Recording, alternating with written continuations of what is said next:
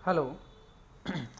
मैं नवीन सिचान लेके आया हूँ आपके लिए क्लास 9th की पोम है legend of the north land. चलते हैं इस पोम के साथ। यहाँ पर देखते हैं क्या है कि away away in the north land where the hours of the day are few and the nights are so long in winter that they can't sleep them through. कह रहा है यहाँ पे पोइट क्या कह रहा है? पोइट कह रहा है कि अभी आओ बहुत दूर चलते हैं। Where the hours of the day are few, जहाँ पे and the nights are so long in winter, सर्दियों में जो डे हैं वो बहुत छोटे हैं और जो रातें हैं वो बहुत ज़्यादा लंबी हैं। That they can't sleep them through, जिसमें ऐसी रातें इतनी ज़्यादा लंबी हैं कि पूरी रात में सोए नहीं होता, मतलब ऐसा नहीं होता कि पूरी रात भर सो पाओ, पहले ही नींद खुल जाती है। Where they harness the swift reindeer to the sledge when it's snow. वहाँ पे एक रेंडियर एनिमल है मोस्टली स्नो एरिया में मिलता है। To the sledge when it's snow, और एक गाड़ी होती है ना, जैसे हमारे यहाँ घोड़ा गाड़ी होती है ना, उसी तरह से वो रेंडियर है। रेंडियर बर्फ़ पे ऐसे गाड़ी होती है और वो रेंडियर इसको खींचता है ना, तो वही गाड़ी होती है रेंडियर जिसको खींचता है। And the childrens look likes bears cub in funny their funny furry clothes, जो बच्चे हैं वो ऐसे वूलन वाले क्लॉथ्स पहने हैं, फर वाले क्लॉथ्स पहने हैं वाइट कलर के, ऐसे लगता है जैसे कि बियर हों, भालू हों, और बिल्कुल ही फ़नी दिखाई दे रहे हैं। फिर कह रहा है कि they all them a curious story, I don't believe it's true and yet you may learn a lesson if I tell the tale you. कह रहा है कि यहाँ पे एक कहानी है, एक बहुत ही अच्छी कहानी है, क्यूरियस कहानी है, ऐसा लगेगा आपको कि बहुत ही इंटरेस्टिंग कहानी है, लेकिन अगर मैं वो कहानी तुमको बताऊँगा तो तुम उस पर विश्वास नहीं करोगे, है ना। डोंट बिलीव इज ट्रू, कि मैं भी बिलीव नहीं करता कि ये सत्य है, लेकिन yet you may learn a lesson if I tell the tale you, यदि मैं तुम्हें वो कहानी सुनाऊँ तो पक्का है उस कहानी में तुम्हें कुछ ना कुछ मतलब एक मैसेज मिल ही जाएगा। Once when the good Saint Peter lived in a world below and walked about is the preaching just as he did you know। Once एक बार की बात है, when the good Saint Peter, एक जो संत पीटर थे वो बहुत ही अच्छे इंसान थे, lived in a world, संसार में रहते थे, and walked about you, पूरे संसार का भ्रमण किया करते थे, और अपने उपदेश, प्रीचिंग का मतलब क्या होता है? प्रीचिंग का मतलब होता है उपदेश देना, है ना। तो वो अपने जब धार्मिक चीज़ों का वर्णन किया था ना, सुनाया जाता है तो उनको प्रीचिंग बोलते हैं। तो अपने प्रीचिंग से पूरे संसार में जाते थे, लोगों को अच्छी अच्छी बातें बताया करते थे। अब क्या था? And walk about is preaching just as he did you know, जैसे कि आप उन्हें जानते हो, उपदेश देने का काम क्या करते थे। He came to the door of a cottage in travelling around that, वो संसार की यात्रा करके एक डोर पे आते हैं, दरवाजा एक घर का खुला हुआ था, वहाँ पे आते हैं, क्या है? Where a little woman was making, जहाँ पे एक जो लिटिल वुमन थी केक बना रही थी। And baking them on the heart, heart means होता है भट्ठी, है ना, भट्ठी पे केक पका रही थी।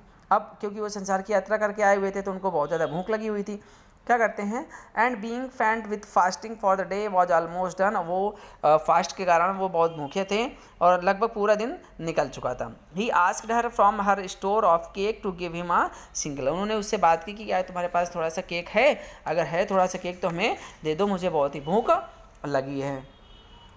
अब वो जो औरत होती है कह रही so she made a very little cake, औरत कह रही ठीक है रुको, मैं आपके लिए एक छोटा केक बनाती हूँ, ये तो बहुत बड़ा है।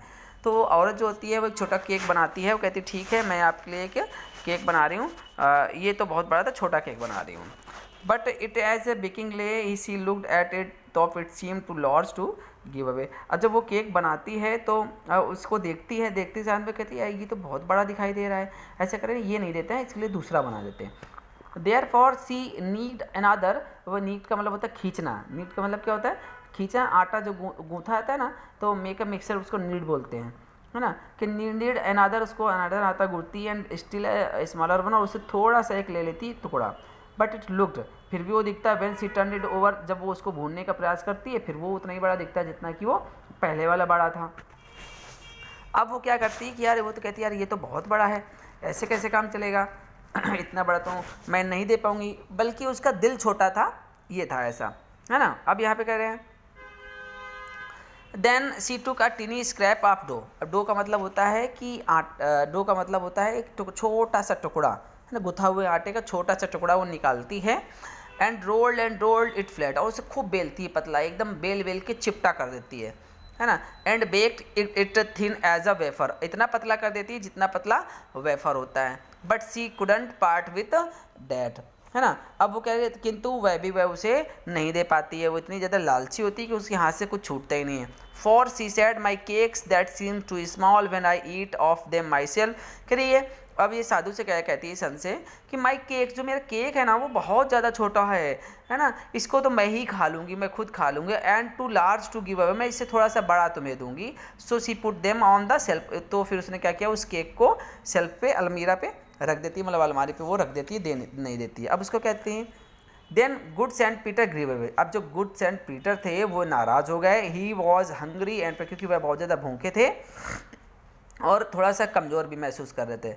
And surely such a woman was enough to provoke a saint, और उसने, इस औरत ने ऐसा काम किया था जिससे वो संत पीटर नाराज़ हो गए। एंड ही सेड, उन्होंने कहा, you are far too selfish, तुम बहुत ज़्यादा सेल्फिश हो।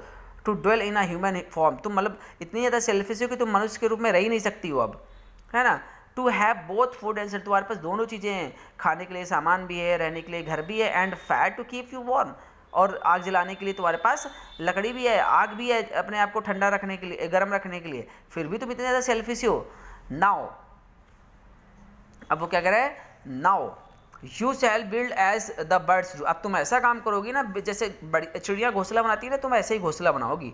And shall get your scanty food, और खाने की तलाश में इधर उधर घूमोगी। By boring and boring and boring all the day in the hard dry wood, तुम्हारे पास एक ही काम होगा कि ऐसी लकड़ी होगी, हार्ड वाली लकड़ी होगी, ऐसे लकड़ी होती है ना, एक चिड़िया आती है रेड रेड कलर का ऐसे होती है ना, ऐसे एक चिड़िया होती है।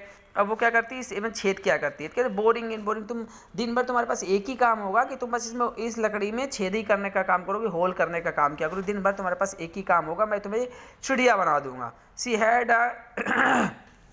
अब वो कह रहा है कि देन अब she went through the chimney, अब ये क्या, then she went up through the chimney, so ऐसा उन्होंने कहा कि ड्राई, मैं तुम्हें चिड़िया बना दूंगा। Then went up the chimney, so अब वो लेडीज जो थी वो चिमनी से उड़ गई, है, चिमनी से निकलती है, क्या निकलती है, नेवर स्पीकिंग अ वर्ड, बिना कुछ एक शब्द बोले। And out of the top flu a would picker, अब वो ऊपर से निकलती है और क्या निकलती है, एक वुड पेकर बन के निकलती है। For she was change to a bird, क्योंकि अब वो एक बर्ड के रूप में चेंज हो चुकी थी। She had a scarlet cap on her head, उसके स्कारलेट का मतलब होता है कि जो लगाते हैं ना सर पे, रेड टाइप की टोपी टाइप के, है ना, स्कारलेट मतलब ब्राइट रेड लाल कलर का, है ना। कैप ऑन हर हेड, जैसे उस चिड़िया के होता है कट फोड़वा के। And that was left the same, और वो बाकी पूरी सेम थी, सेम का मतलब बाकी नीचे एक पोर्शन उसके चिड़िया जैसे था, केवल रेड कलर का कैप ही जैसे लगाई थी। But all the rest of her clothes were burn, उसके पूरे कपड़े जल चुके थे। Black as a coal in the flame, जैसे कि कोयला जलने के बाद काला हो जाता है लपेट लपेट के, वैसी इस तरह से। And every country school boy had seen her in the wood, और उन्होंने कहा कि प्रत्येक संसार का प्रत्येक बच्चा तुम्हें स्कूल जाते हुए तुम्हें देखा करेगा, है scene her in the wood, लकड़ी में छेद करते हुए। वेयर सी लिव्स, जहाँ तुम रहोगी, इन द ट्रीज, दिल पूरे दिन भर उन्हीं ट्री में रहा करोगी, पेड़ों में रहोगी, और एक ही काम होगा तुम्हारे पास, केवल boring at boring for wood, लकड़ी में छेद करने के अलावा तुम्हारे पास दूसरा कोई काम नहीं होगा। तो दोस्तों ये थी आपकी पोम थी हमारी। अगर आपको कैसी लगी the legend of the Northland, अगर आपको अच्छी लगी तो प्लीज़ मेरे वीडियो को लाइक कीजिएगा और मेरे चैनल को सब्सक्राइब कीजिएगा। Thanks for watching my dear friends.